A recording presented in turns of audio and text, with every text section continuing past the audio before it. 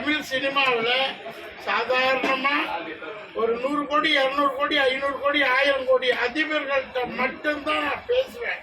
ஏன்னா எனக்கு வர்ற என்கொயரி, எனக்கு வர்ற பிஸ்னஸ் டெக்ஸ்டைலில் அவ்வளோ பிரம்மாண்டமாக இருக்கும். நம்ம இந்தியாவுக்கு வராதது. ஏன்னா இந்தியா இன்னும் வளரல, குவாலிட்டி இல்லை, அது இல்லை, இது இல்லைன்னு வெள்ளைக்காரங்க சொல்லுவாங்க, யூரோப்பியன்ஸ், அமெரிக்கன்ஸ். அப்போ நான் போட்டி போடுவேன். இந்தியா வளரும் நாடு, குவாலிட்டி நாடு, இந்த நாட்டுக்கு தொழிலை கொண்டு வரணும்னு ஒரு ஆத்ம திருப்தியோட வெள்ளைக்காரங்களை திருப்பூருக்கு கூட்டிகிட்டு வருவேன். வெள்ளைக்காரன் அவனுக்கு சோறு கிடைக்காது, தண்ணி கிடைக்காது, அவன் மினரல் வாட்டரும்பா, அவன் பிரெட்டும்பா, அதும்பா, இதும்பா, இடையில சவுண்டாக சொல்லணும், பர்கரும்பேன், பீச்சாம்பேன், பச்சாம்பேன், இதெல்லாம் என்னால் வாங்கி கொடுக்கறதுக்கு இந்தியாவில் ஹோட்டல்கள் கிடையாது. அவன் கிரீஸ்லேருந்தே கொண்டு வருவான், ஜெர்மனி, இட்டாலி, உலக நாடுகள்லேருந்து ஒரு 2 மூட்டை உணவுகளை பார்சல் கொண்டு வருவான். கூடவே பிரிட்டிஷ் ஸ்காட்ச் இந்த மாதிரி எல்லாம் எடுத்துகிட்டு வந்துடுவானுவோ. ஒரு மாதத்துக்கு ஆர்டரை பிளேஸ் பண்ணுவானுவான். ஒரு ஆர்டர் எடுத்தோம்னா நான் சொல்கிறது 30 ஆண்டுகளுக்கு முன்னாடி 30 crores இருக்கும், 10 crore இருக்கும். இந்தியாவில் 10 கோடி 100 கோடின்னு பேசினாலே ஹார்ட் அட்டாக் வந்துடுவாங்க. பட் எனக்கு என்னுடைய பாஸ் அவர் சிந்தி, இந்தியாவோட உலக பணக்காரர்கள் வியாபாரிகள் சிந்தி பீப்புள். ஒரு சிந்தி 2000 வியாபாரிக்கு சமம். அவர் சொல்லுவார், வியாபாரத்தை நஷ்டம் பண்ணி கஸ்டமரை பிக்கப் பண்ணோம், அதுக்கப்புறம் லாபம் பண்ணோம். அந்த வியாபார புத்தியை கற்றுக் கொடுத்தாரு. எதுக்கு சொல்கிறேன்னா, நம்ம ஊர் கிளைமேட்டுக்கு ஆகாத ஒன்றை கொண்டு அந்த டெக்ஸ்டைல் பிஸ்னஸில் ஒரு புரட்சி பண்ணேன். காலையிலே இருந்துச்சு. இப்போ உடம்பு கம்பல்சரி 20 நாள் ஷூட்டிங் போயிடுறேன்.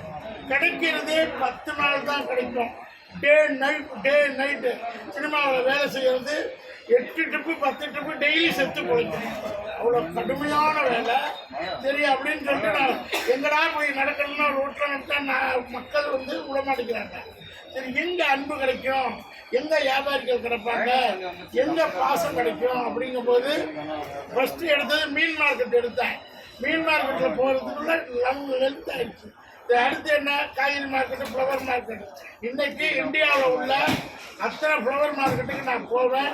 அந்த மக்கள் என்னென்னா, காலையில் 2 மணிக்கு எந்திரிக்கிறது. எத்தனை மணிக்கு? 2 மணிக்கு எந்திரிக்கிறோம்.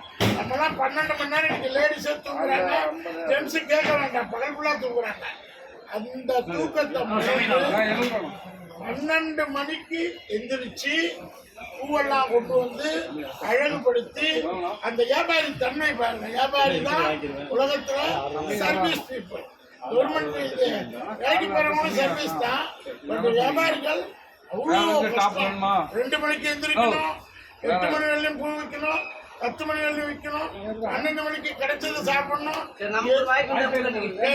ஏதோ ஒரு துணிமணி கிடைச்சதா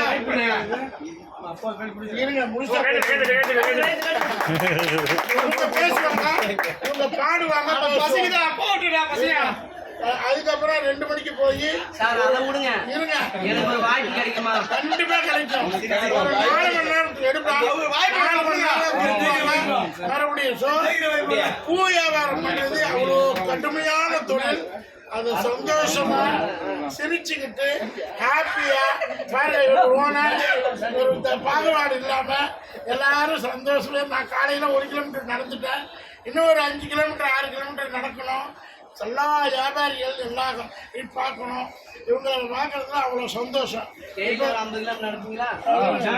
நீங்க சொல்லுங்க, உங்க பாட்டு பாட தெரியுமா? இவ்வளவு வாய்ப்பு வச்சிருக்கீங்களா, ஒரு பாட்டு பாடுங்க. இல்ல, நான் பூ பாட்டு ஏதாவது சொல்ல ஏதோ பாட்டு பாடு. முடிச்சா சொல்லுப்பா. தெரியுது சொல்ல முடியா? பூ பாட்டு பாடுன்னு சொல்லிட்டேன், நீ பாடு. எனக்கு வராது. பாட்டு போய் மக்களோட நேத்து பறிக்க கூடாது. அடுத்த ஆரம்பிங்க. ஒண்ணுமே காணா. அந்த பாட்டு நேத்து பூத்தாலே ரோஜா முட்டுப்பா, இவ்வளவு அழகா பாடி இருக்கு. எம்ஜிஆர் பாட்டு, தலைவர் பாட்டு, நேத்து பூத்தாலே ரோஜா மட்டு. அந்த பாட்டை போட்டு